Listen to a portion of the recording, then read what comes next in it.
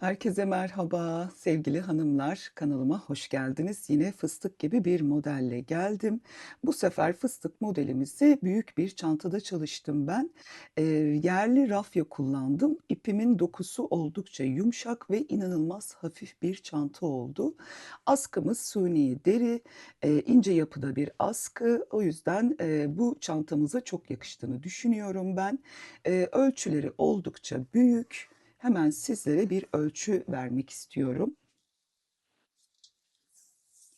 Öncelikle bir en ölçüsü vereceğim. 46 santim şöyle çantamızın eni ve bir yükseklik ölçüsü de vermek istiyorum. Modelden itibaren 32 santim tabana da dahil edersek 36 santim çantamızın yüksekliği. Bu çantama astar dikmedim ben. O yüzden hala çıt çıtını da takmadım sevgili hanımlar. Bunların hepsini yapacağım. Video çok uzun olmasın diye açıkçası bu tarz detaylara girmiyorum. Sadece model anlatımını göreceksiniz ve bir de askı dikimini göstereceğim size. Ne kadar ip kullandığım, tığ numaram hepsini açıklamalar kısmına yazıyorum. Videomun girişinde de bunları size anlatacağım. Videoma geçmeden önce kanalıma abone olup bana destek olursanız çok sevinirim. Ve bu çantamı beğenmeyi unutmayın lütfen. Aklınıza takılan bir şeyler olursa muhakkak yorumlara yazın. Ben oradan geri dönüş yapıyorum. Şimdi videomuza geçelim. Evet arkadaşlar, bu çantamızın taban kısmını anlatacağım. Onun öncesinde şöyle hemen 3,5 milim tığ kullanacağız ve ev ayarının yerli rafyasını kullanacağız. Bu rafyalarımız oldukça yumuşak, el yormayan rafyalar. 150 gram, 230 metre uzunluğunda. Şimdi bu tabanımın her şeyden önce bir ölçüsünü vermek istiyorum size. Sonrasında da sayılarını söyleyeceğim. Bakın uzunluğu tabanımın 33 santim ve şöyle genişliği de 8 santim arkadaşlar. Şimdi bu tabanı başlama zincirimiz kilit zincir haricinde 50 artı 1 zincir, yani toplamda 51 zincir olacak. Tamamen sık iğnelerden oluşan bir taban hazırladım ben. 50 zincirin üstüne böyle git gel yaparak sık iğneler örüyoruz. 12 adet sık iğne ördüm ben. Sonra çevresini de bakın şu şekilde döndüm bir tur sık iğne ile. Toplamda 13 adet sık iğnemiz oldu. Bu ilmekleri saydığımda da arkadaşlar 124 ilmeğimiz var. Tam tur çevresinde bu tabanımızın. O yüzden de bize 2'nin katları gerekiyordu. 124 de bize 2'nin katlarını vermiş oluyor. Şimdi hemen model kurulumuna geçiyorum. Taban kısmını anladıysanız. Zaten çok basit bir taban. O yüzden ekstra anlatmaya gerek duymadım. Bakın hemen şu orta kısımdan başlıyorum fıstıklarımı yapmaya. Hemen ipimi alıyorum şu şekilde.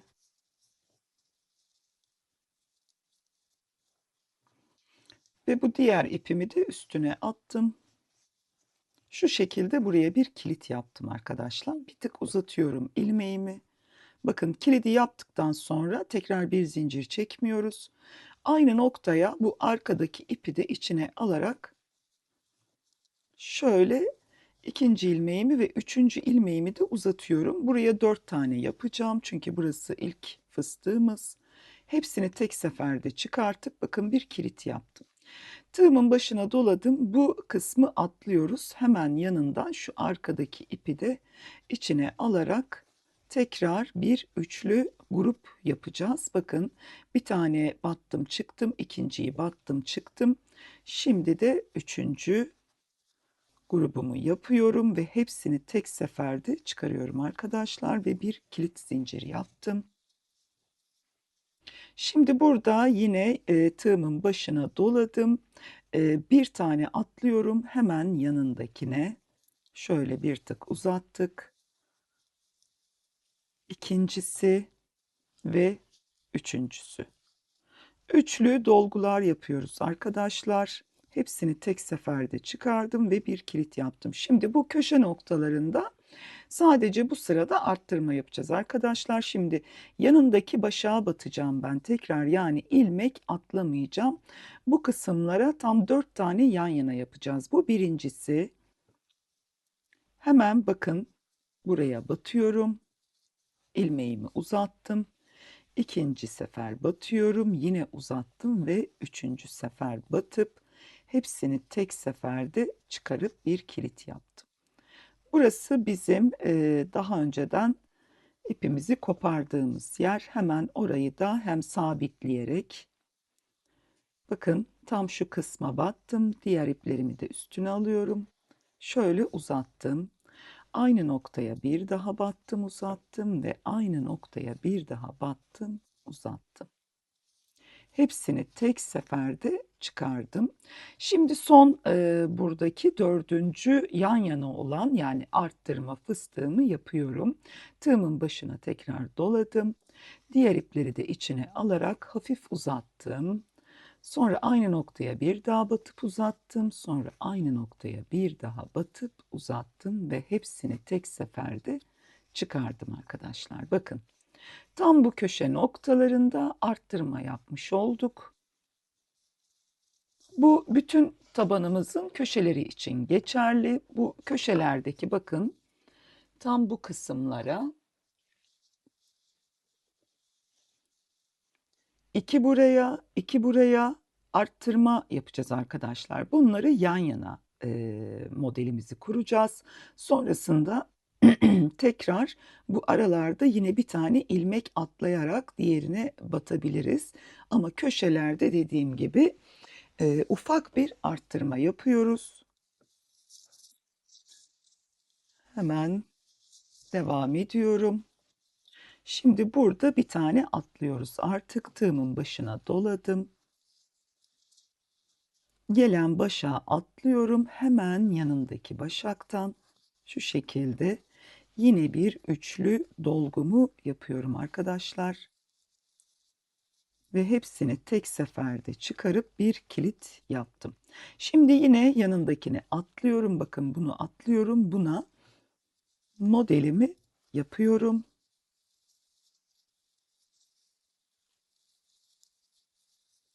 Ve hepsini tek seferde çıkartıyorum.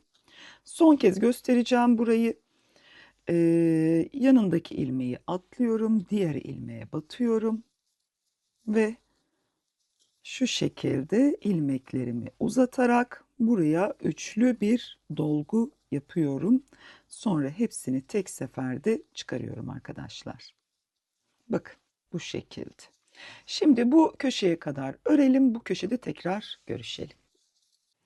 Evet, tekrar köşe noktamıza geldim. Bakın, hemen tığımın başına doluyorum ve bu kısmı atlıyorum. Yanındakine yine ilmeğimi uzatarak üçlü dolgumu yapıyorum.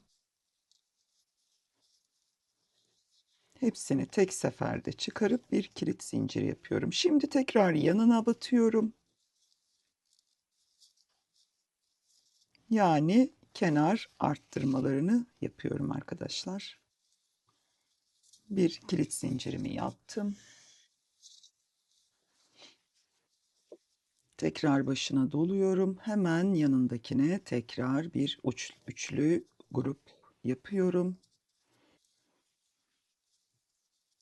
Ve bir kilit. Şimdi kaç tane oldu burada? 1, 2, 3. Bir tane daha yapalım. Dörtleyelim bu kısmı. Ve bu şekilde bu kısmı dörtledik. Şimdi başına doluyoruz. Bir tane atlıyorum. Bakın buradan. Ve ilmeklerimi uzatarak buraya da bir fıstığımı yapıyorum. Tekrar başına doladım. Yine atlıyorum. Bir ilmek. Yine üçlü grubumu yapıp bir kilit. Tekrar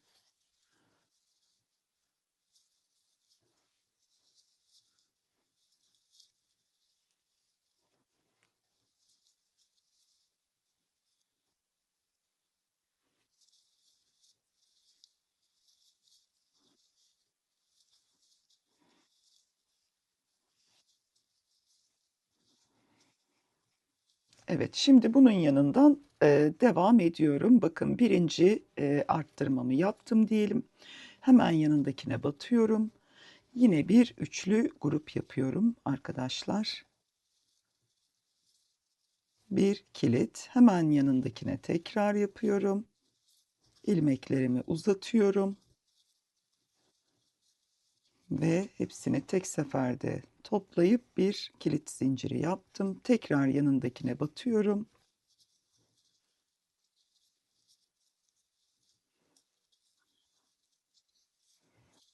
Evet, bu kısımdaki dörtlü dolgumu da yaptım.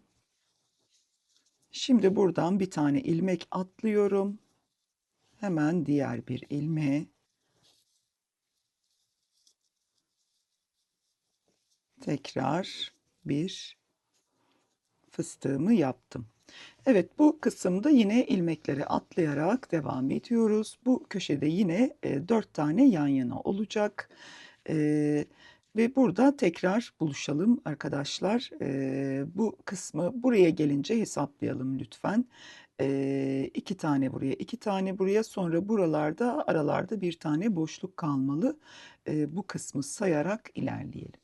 Şimdi bir tane atlayacağız arkadaşlar. Ortadaki ilmeğe batacağız. Başına doladım. Ve tam burada 3 tane başağım vardı. Ortadakine tekrar bir dolgumu yaptım. Şimdi bu kısımda ne yapıyoruz? Bakın şöyle göstereyim. Bu zincirle yukarı çıkmıştık biliyorsunuz. Tam şu tepe noktasına batıyoruz. Ve bir kaydırmamızı yaptık. Bakın. Şimdi hemen burada şöyle ipimi biraz uzattım ve şu aradan girdim. Bu iç tarafa çektim arkadaşlar. Yani ilmek ucumu çantamın diğer tarafına çektim. Ara tek zincirlik boşluktan. Şimdi hemen diğer ipimi alıyorum. Buraya da bir tane ilmek çıkardım. İkisini birlikte tığımın üstüne aldım ve ilmeğimi ikisinden çıkardım. Hafif uzattım. Bakın. Hemen buraya tekrar şöyle bir üçlü dolgu yapıyoruz. Artık yanındaki bu tek zincirlik boşluklara, yani kilit zincir dediğimiz alanlara fıstıklarımızı yapacağız. Herhangi bir arttırma yok bu sıramızda. Tamamen o kilit zincirin bize vermiş olduğu boşluklara batıp dolgularımızı yapıyoruz. Hepsini tek seferde çıkarıp tekrar bir kilit zincir yapıyoruz arkadaşlar. Yine bu araya geldim. Bakın herhangi bir arttırma yapmıyorum. Arttırmamız ilk sıradaydı bizim. Şimdi artık atlaya atlaya gideceğiz. Yani arada bir tane zincir atlamış oluyoruz. Bakın şu kısmı atlıyoruz, bu boşluğa batıyoruz.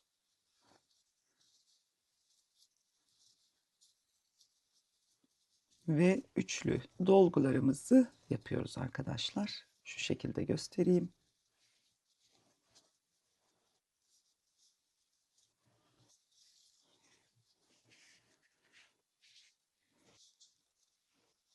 Evet, bu kısmı da tekrar örelim. Bu aradaki kilit zincirinin olduğu boşluklara batarak komple dönüyoruz ve sonra burada yine buluşalım arkadaşlar. Evet arkadaşlar, ikinci sırayı da ördüm. Bakar mısınız ne kadar güzel oldu? Böyle dikdörtgen tabanların üstüne kurulan modeller çok güzel oluyor. Bakın. Şimdi hemen bu kısımdan son fıstığıma geldim. Hemen burayı da yapıyorum.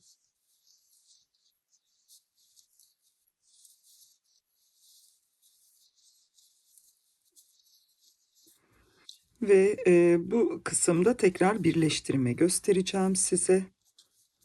Bakın şu başağa değil, biz bu başağa batacağız. Şuna değil.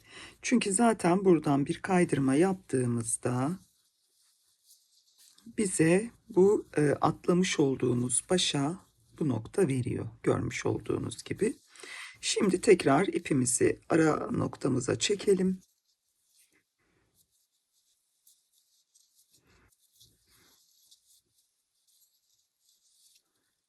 Ve tığımı yine aynı boşluğun içine daldırıp ipimi çektim. Sonra ikisini birden bu şekilde çıkardım. Bu ilmeğimi hafif uzatıyorum ve aynı boşluğa toplamda 3 tane dolgu olacak şekilde örüyorum. Hemen yan taraftaki zincir noktama geldim. Burada da yine üçlü dolgumu yapıyorum arkadaşlar. Ve sonra diğer yan tarafa yine geldim.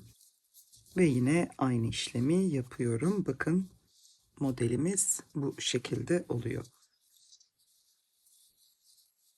Bu modeli ilk defa rafya iple deniyorum. Ama bence sonuç gayet başarılı, güzel olacak. Zaten rafya ipim çok yumuşak. Bu arada burası çantamın ön yüzü arkadaşlar.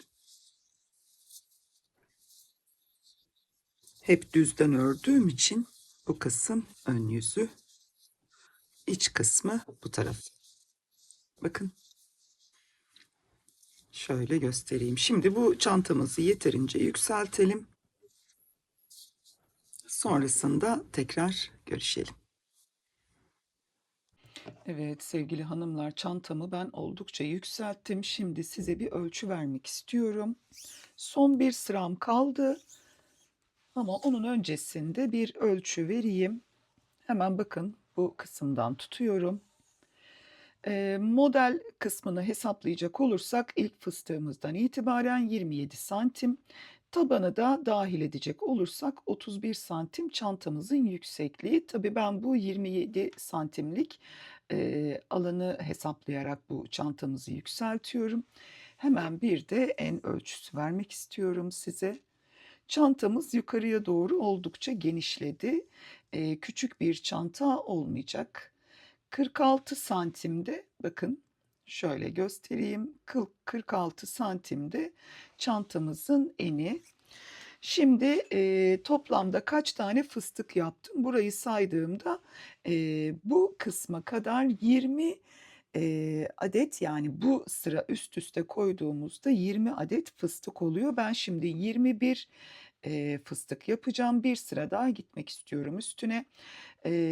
Bir 28-28,5 santim olsun istiyorum çantamızın yüksekliği. Hemen şimdi size tekrar şöyle bir birleştirmesini göstereceğim ve sonra bir sıra daha öreceğim. Hemen bakın buradan kaydırma yaptım. Şöyle arkadan ilmeğimi çekip aynı boşluğa tığımı daldırıp bir ilmek çıkardım ve diğer ilmeğimi de tığımın üstüne aldım. Ve bir kilit yaptım buraya.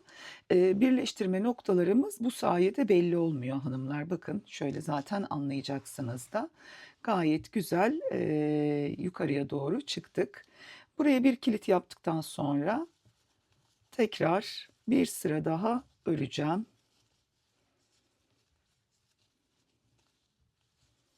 Bu sırayı da ördükten sonra tekrar görüşelim. Şimdi sıra sonuma geldim. Şurada hemen 2 sıra kaydırdım. Birleştirmemi yaptıktan sonra 2 sıra kaydırıp ipimi kestim. Bu ipi sonrasında yürütebiliriz. Tekrar bir yükseklik ölçüsü vermek istiyorum. Evet, şu şekilde tuttuğumda bakın model kısmını düşünerek 28 santim oldu. Hatta 29 santim olmuş. Evet, 29 santim çantamızın model itibariyle olan yüksekliği. Evet, şimdi arkadaşlar burada 5-6 sıra bir sık iğne geçeceğim ben en üst noktasına. Onun için de ipimi burada koparmıştım zaten. Burası modelimizin bittiği nokta. Diğer uç kısımdan tekrar bir başlangıç yapacağım. Hemen şöyle bakayım, ortalayayım şu kısmı. Şu şekilde aldığımızda şurası uygundur. Bizim için hemen şöyle sık iğnelerime başlıyorum. Tamamen ilmek üzerine gelecek şekilde sık iğne yapıyoruz. Bir tane boşluğa, bir tane fıstığımızın üstüne, bir tane boşluğa, bir tane fıstığımızın üstüne şeklinde sık iğnelerimizi örmeye başladım.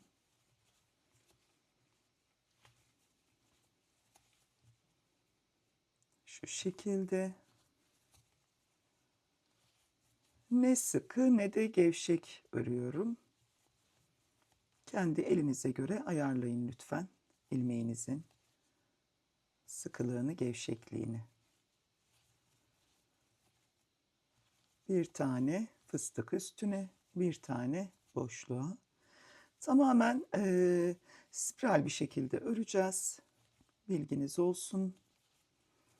Yani şu başlangıç noktasına geldiğimizde yine dümdüz örmeye devam edeceğiz. Burada herhangi bir birleştirme yapmayacağız.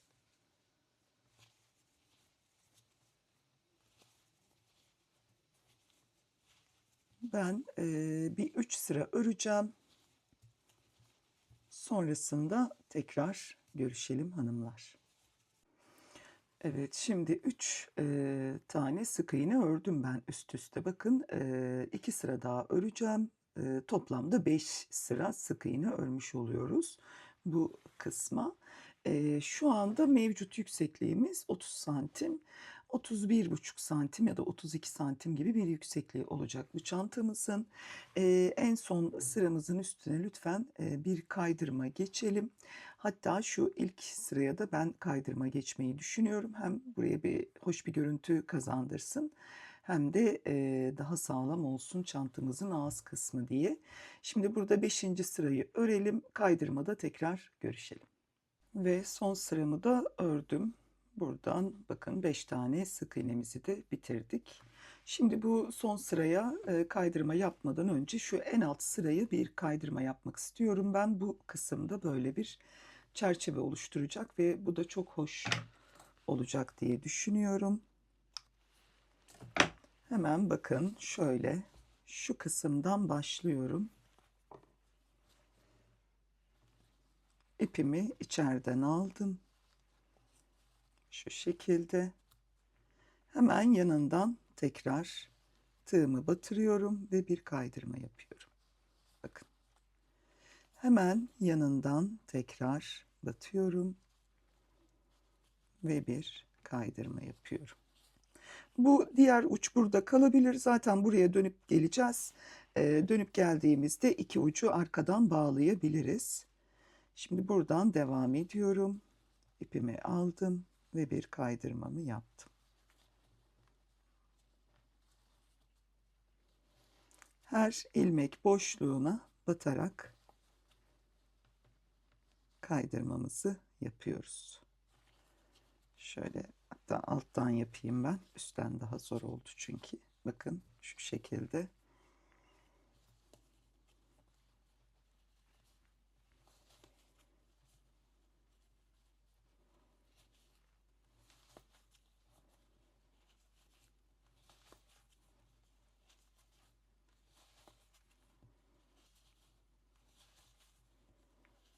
İlk başlamış olduğumuz sık iğneye şöyle göstereyim. Kaydırmamızı yapıyoruz. En son yine bu kısma gelip burada ilmeğimizi arkaya çekip iki tane ipimizin ucunu bağlayıp o şekilde bitirebiliriz. Şimdi ben buradan örmeye devam ediyorum. Yani kaydırmalarıma devam ediyorum. Sonrasında da aynı işlemi bu işlemi şu en son sıraya da yapacağız hanımlar. Burayı da yapın lütfen bu en son sıranın kaydırmasını. Hem hoş bir görüntü olacak dediğim gibi hem de daha sağlam olacak. Sonrasında askı kısmı için görüşelim. Çantamızın ağız kısmını bitirdik sevgili hanımlar. Bakın şöyle yakından göstereyim.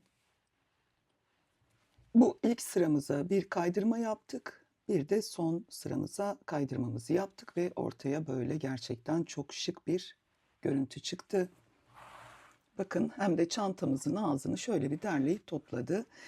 Şimdi askı kısmını anlatacağım size. Şöyle elimde ince deri askılarımız var. Aslında bunlar tek parça halinde satılıyor. Bu delikleri ben kendim açtım. Şöyle çarklı zımbayla. 1,20 uzunluğu bu askıların, ikiye böldüğümüzde de zaten 60 santim gibi bir ölçü kalıyor elimizde. Bu da bir kol çantası için gayet ideal bir ölçü. Parça olarak ben Eminönü'nden aldım bunları. İnternette satışı var mı bilmiyorum açıkçası. O yüzden bir adres veremiyorum size. Ama Eminönü'nde birçok mağazada bulabilirsiniz Kürkçıhan'da. Bu parça derileri tabii ki. Şimdi bu delme işlemini ben gerçekleştirdim. Bakın şöyle mumlu ipim var. Bu mumlu ipleri ben deri askıları dikerken kullanıyorum. Hem de renk olarak da bakın gayet uyumlular. Bu ipler arkadan görülebilir arkadaşlar. O yüzden de bu kısma çıt çıtı takmadan önce muhakkak astarımızı yapmamız gerekiyor. Sonrasında çıt çıtı yapacağız. Çünkü bu ipimiz çantamızın iç kısmından görünebilir ama ön tarafta da çok temiz bir görüntü sağlayacaktır.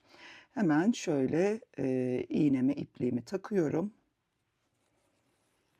Ve sonrasında askılarımızı yerleştirmeye başlayacağız.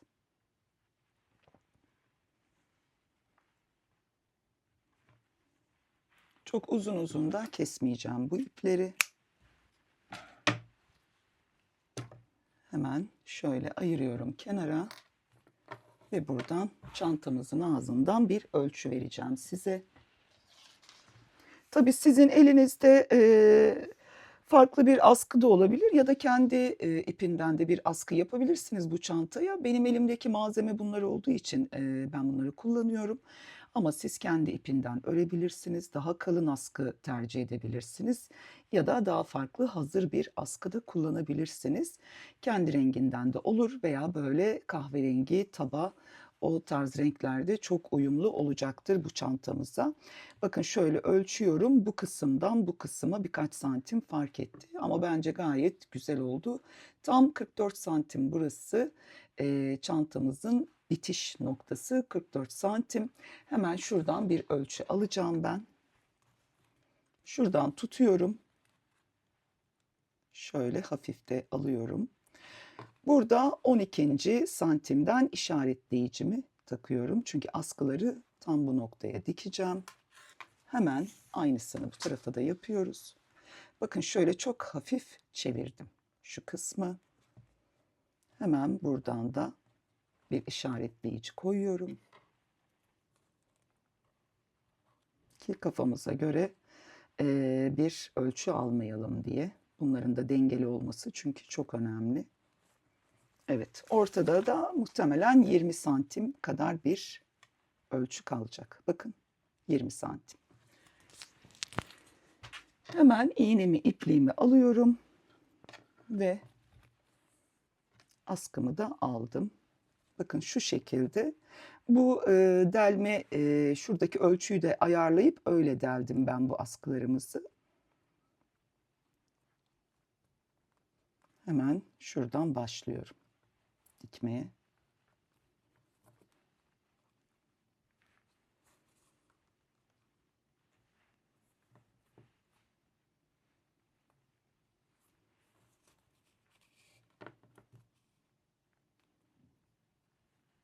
Renk tonu olarak ipimizle askımız birbirini tamamlıyor.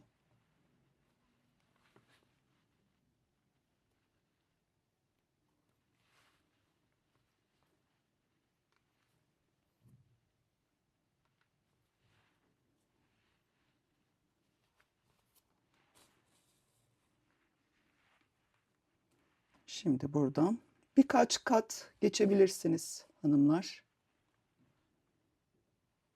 Sağlam olması açısından. Eğer zamanla da bu hazır askılar deforme olursa çok rahatlıkla bunları söküp yerine farklı askılarda kullanabilirsiniz.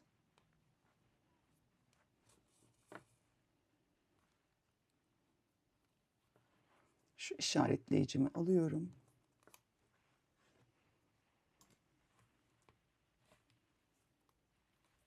Tekrar buradan bir giriş yaptım.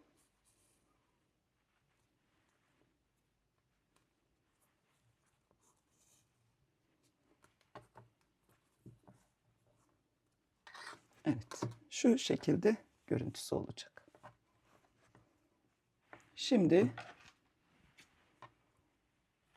hemen bir arkasına bakayım, pardon. Bakalım ne durumda. Şuradan biraz pay bırakarak ben ipimi kesiyorum. Sonrasında bu iki ucu bağlayıp yakacağım.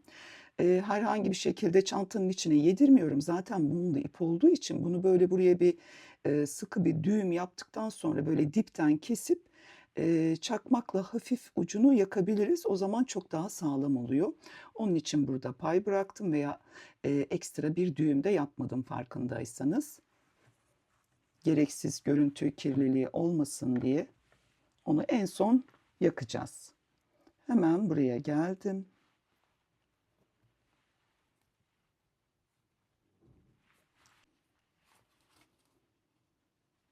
Evet, bu kadar yeterli. Bakın şöyle göstereyim size.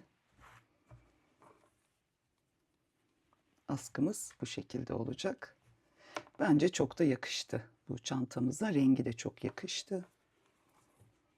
Hemen şuradan bir düğme atayım.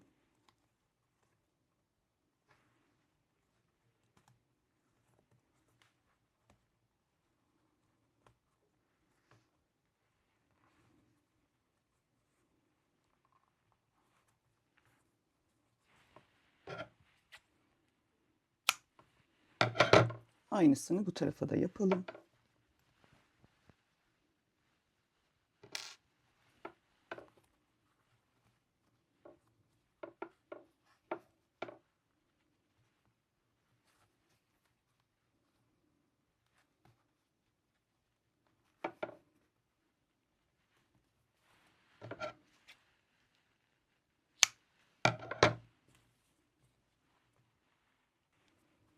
Hemen çakmağımı aldım.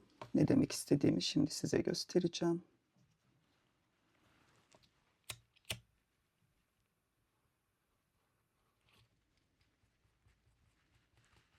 Bakın bu burada sıkı sıkı düğüm oldu.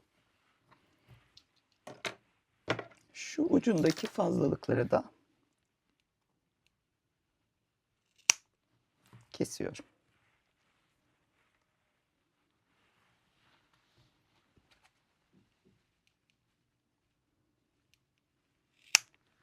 Evet. Şimdi diğer askımızı da çantamızın diğer tarafına dikeceğim, diğer yüzüne yani. Dediğim gibi çıt çıtına şimdi dikmeyeceğim çünkü astarlanması gerekiyor önce. Hiç değilse şu görüntü çantanın içinde kalsın, astarın içinde kalsın. O yüzden diğer tarafı da dikip geliyorum. Evet, diğer tarafın askısını da taktım ben şu şekilde. Dediğim gibi içine astar geldikten sonra zaten şu en son sıradan astarlarsınız. Bu görüntüde astarın altında kalacaktır. Şu şekilde göstereyim. Askılar gerçekten çok yakıştı. Yeşil ve tabanın uyumu muhteşem. Çıt çıt kısmına da gelince istediğiniz gibi bir çıt çıt ya da fermuar da yapabilirsiniz. Benim elimde şöyle bir çıt çıt var. Bunu tabii astardan sonra yapacağım. Bir de şöyle bakın. Çıt çıtımız var. Artık ikisinden bir tanesini kullanacağım ben bu çantamıza. Videomu burada bitiriyorum. Sevgili hanımlar, bana destek olmak için kanalıma abone olmayı unutmayın lütfen. Bu gönderimi beğenirseniz de çok sevinirim. Aklınıza takılan bir şey olursa bu çantayla ilgili yorumlara yazabilirsiniz. Ben oradan geri dönüş yapıyorum.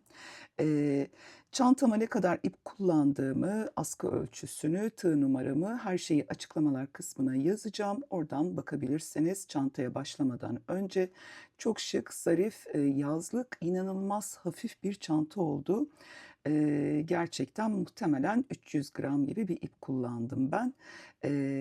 Ve çok hafif bir çanta oldu ve günlük kullanım için de çok uygun bir formda oldu. Başka bir videoda görüşmek üzere sevgili hanımlar. Şimdilik hoşça kalın, sevgiyle kalın.